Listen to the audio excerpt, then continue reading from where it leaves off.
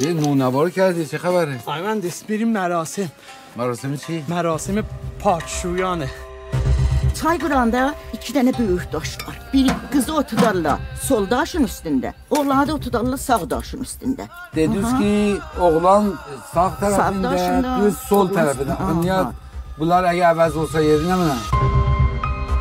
آقای مهندس شما تو این روستا عکس گرفتی؟ عکس ازتون خواستم؟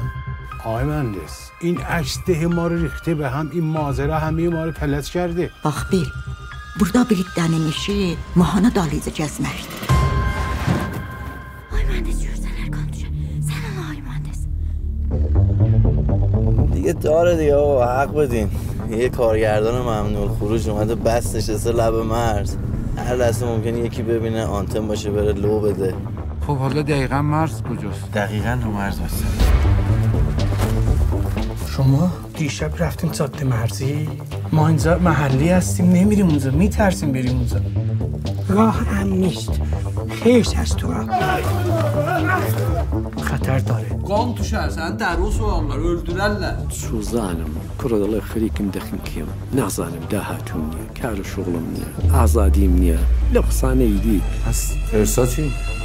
بابا خیشی وجود نداره. اینا به ما یاد دادن که خیش هست. İzah deyirəm tutma da. Çay. Sözə bax. Bağışın. Bəli.